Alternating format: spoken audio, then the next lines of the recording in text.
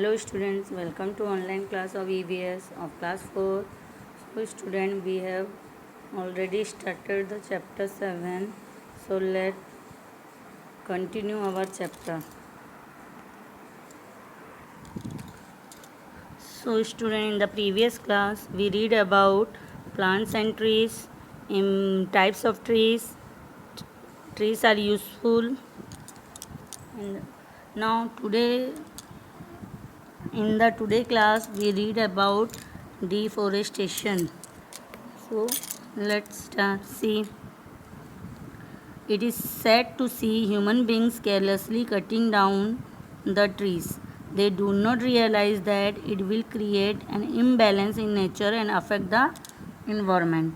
क्या बोला गया है कि जो डिफॉरेस्टेशन में कि ये बहुत ही दुख की बात है कि जो ह्यूमन बींग है वो केयरलेसली जो है ट्री को काटते जा रहे हैं। वो ये रियलाइज़ नहीं कर पा रहे हैं कि ये ट्री का काटना जो है एक बहुत बड़ा इम्बैलेंस क्रिएट कर रहा है नेचर को इम्बैलेंस करने का काम कर रहा है और हमारे इन्वायरमेंट को भी अफेक्ट करने का काम कर रहा है।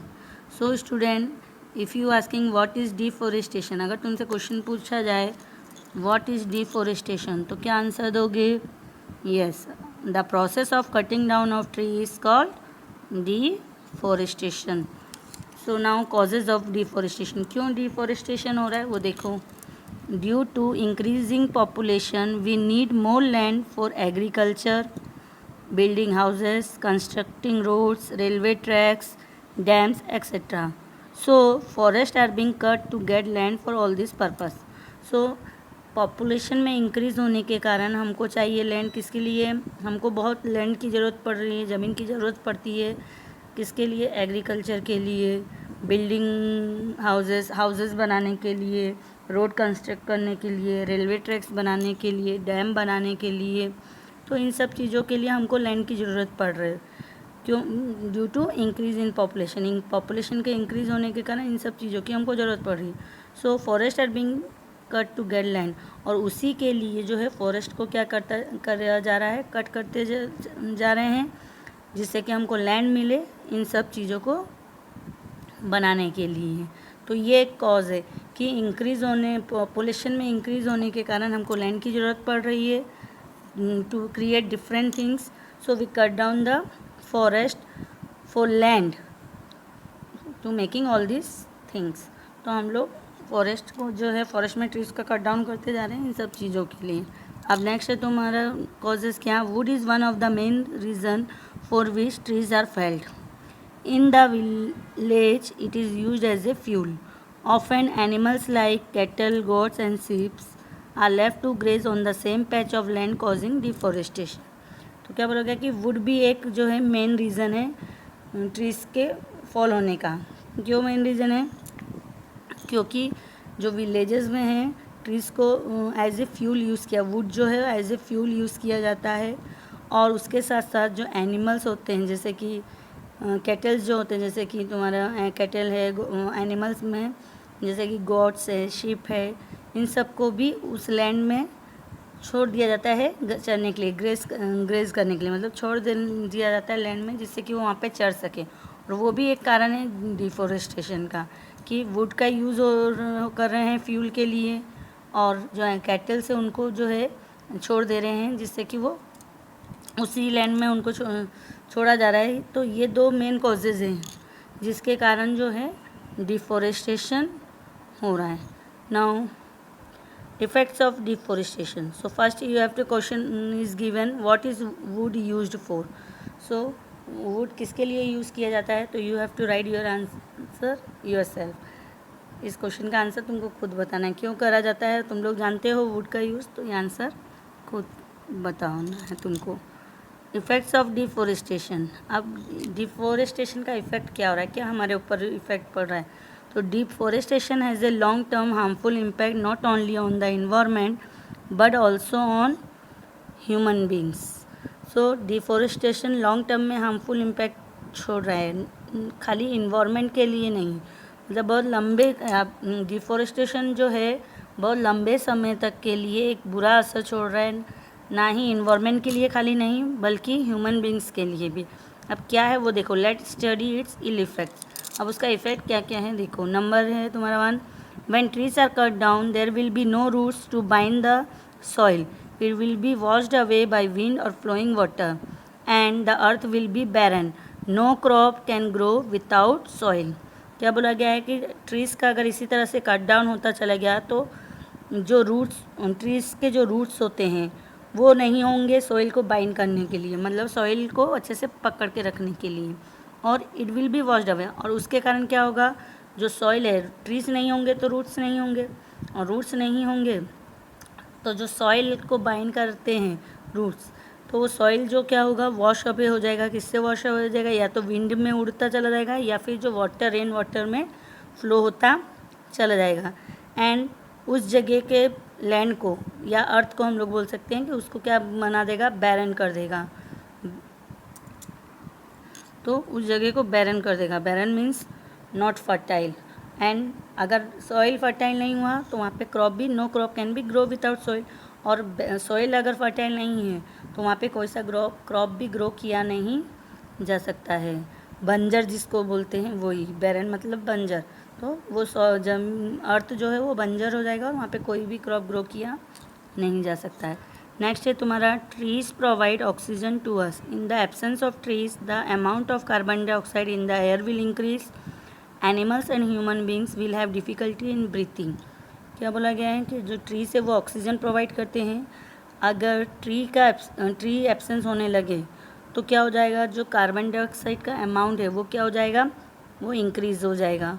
और कार्बन डाइऑक्साइड जब इंक्रीज़ हो जाएगा तो एनिमल्स और ह्यूमन बींग्स के को बहुत ही ब्रीथिंग करने में बहुत ही डिफ़िकल्टी होगी। तो ये भी एक इफ़ेक्ट है कि अगर ट्रीज नहीं होंगे तो एनिमल्स और ह्यूमन बींग्स को ब्रीथिंग करने में प्रॉब्लम क्रिएट होगा, ब्रीथिंग ईजिली ब्रीथिंग में, और उसमें डिफ़िकल्टीज, उनके ब्रीथिंग करने में डिफ़िकल्टीज चालू हो जाएंगे। तो ये भी एक इफेक्ट है। अब नेक्स्ट इफेक्ट क्या है देखो, birds and animals will loss their natural habitat due to deforestation. तो क्या बोला गया है कि जो बर्ड्स और एनिमल्स है जो कि ट्री को अपना हैबिटेट बनाए हुए हैं, नेचुरल हैबिटेट मतलब अपना घर बना के जब रहते हैं, तो वो भी क्या हो जाएगा, लॉस करना चालू हो जाएंगे, उनको भी और नहीं मिलेगा ट्रीज अपना घर बनाने के लिए।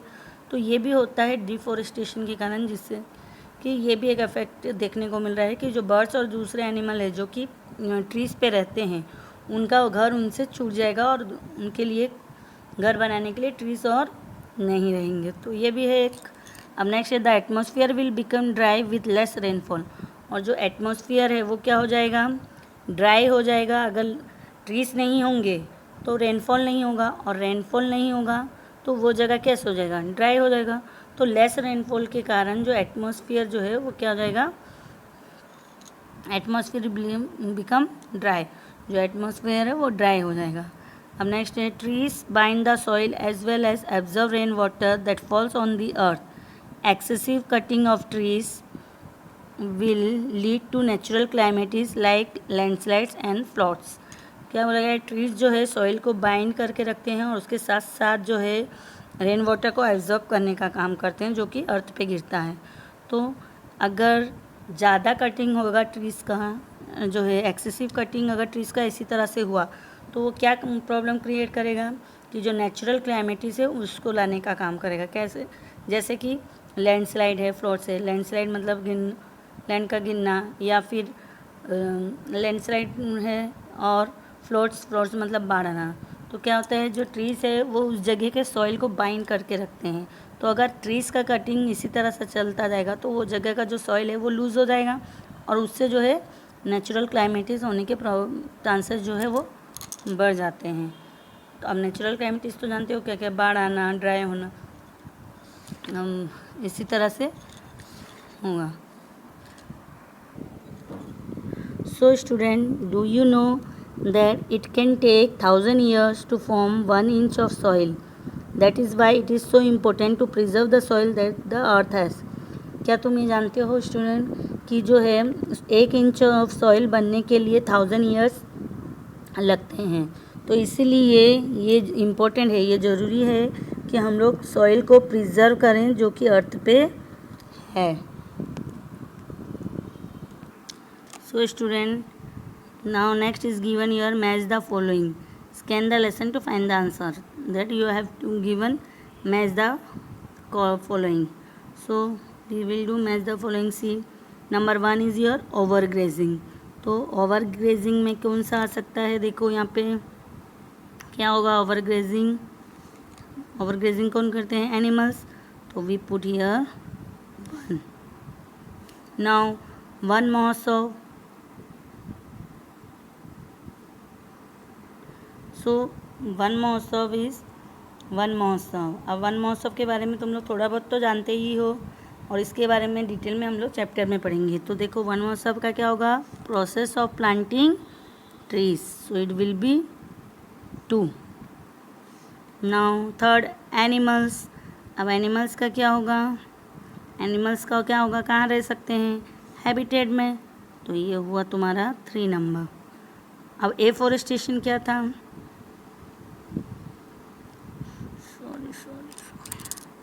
Sorry student, this will be not 2. ये 2 नहीं होगा. वन महोत्सव का होगा annual tree festival. This will be your number 2. Sorry. Now number 4 afforestation. Afforestation is your process of planting trees. It will be number 4. Now deforestation you already know, that is cutting off trees. So it will be your number 5. Now you can know that overgrazing is animals. One Mahotsav will be annual festival, annual tree festival. Animals will be habitat, and afforestation is the process of planting trees, and deforestation will be cutting tree. So this is your match the column, and this match the column you write in your copy by giving hyphen. hyphen देके इस इस match the column को लिखना है. So student, in the next class हम लोग पढ़ेंगे conserving trees और